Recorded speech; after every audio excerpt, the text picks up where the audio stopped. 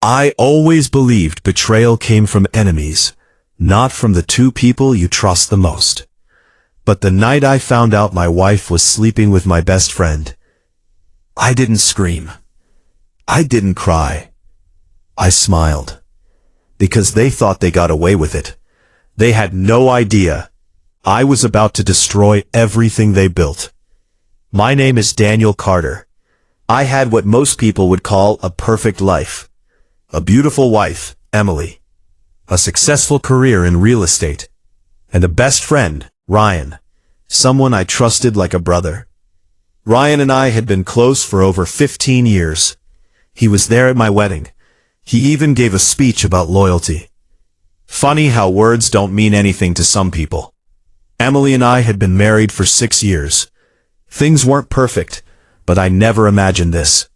Looking back now, the signs were there. Late-night texts, sudden work meetings, a new obsession with looking perfect, even when she wasn't with me. But love blinds you. And I was completely blind. It happened on a Thursday night. Emily said she was going out with her coworkers. Nothing unusual.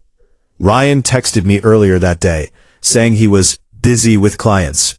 Yeah, busy. Around 10 p.m., I realized Emily had left her tablet at home.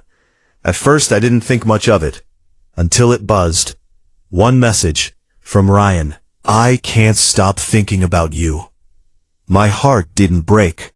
It froze. I stared at the screen for what felt like hours. Then another message came in. Same time tomorrow? That's when everything clicked. Every late night, every excuse, every lie. I wasn't just being cheated on. I was being played. By both of them. Most people would confront them right away. Not me. I needed the truth. All of it. So I did something they never expected. I pretended I didn't know. For the next 2 weeks, I acted normal. I laughed with Ryan. I kissed Emily goodbye every morning. But behind the scenes, I was collecting evidence. Texts, call logs, photos, even security camera footage from a hotel parking lot. Yeah, I went that far. Because if I was going to end this, I wasn't just going to walk away. I was going to make sure they felt it. Here's the thing about betrayal.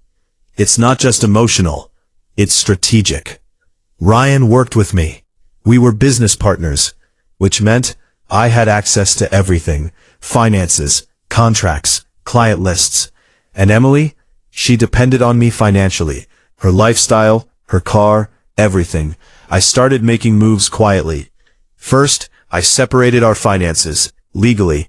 Then I transferred ownership of key assets into my name. Everything was done by the book. No mistakes, no risks. Then came phase 2. Ryan had a major deal coming up. The biggest of his career. I knew every detail. So I did something simple. I pulled the plug. One call to the client. One piece of new information. Deal gone. Just like that. Ryan lost hundreds of thousands of dollars overnight. He had no idea why. But I did. Now it was time for the final act. I invited both of them to dinner. At our house. Ryan thought it was just a normal hangout. Emily looked nervous. Maybe guilt was finally catching up. Good. Dinner started like any other. Drinks. Fake smiles. Then I stood up. Hey, before we eat, I want to show you guys something. I connected my laptop to the TV and hit play. First, the messages. Then, the photos. Then, the hotel footage. Silence. Complete silence. Ryan's face turned pale. Emily looked like she couldn't breathe. I didn't raise my voice. I didn't need to. Did you really think I wouldn't find out? Emily started crying. Ryan tried to speak. I cut him off. Don't. Just don't. Then I dropped the real bomb. Ryan, you lost that deal yesterday? That was me. His eyes widened. And Emily, you should probably check your bank account. She grabbed her phone, her hands shaking. Where's my money? Gone, I said calmly. Legally separated. You'll get what the court decides. Nothing more. They both sat there, destroyed. But I wasn't done. Oh, and Ryan, your reputation? I slid a folder across the table. Inside were copies of everything, ready to be sent to his clients, his investors, everyone. Try me, I said. I filed for divorce the next morning. Emily tried to apologize, said it was a mistake, said she still loved me. Too late. Ryan tried to reach out. I blocked him everywhere. Within months, I rebuilt my life. Better business, better peace of mind, no lies. And them? Last I heard, Emily moved out of state. Ryan lost most of his clients. Funny how betrayal works. They thought they were winning behind my back, but in the end, they lost everything. And me? I didn't just get revenge. I got freedom.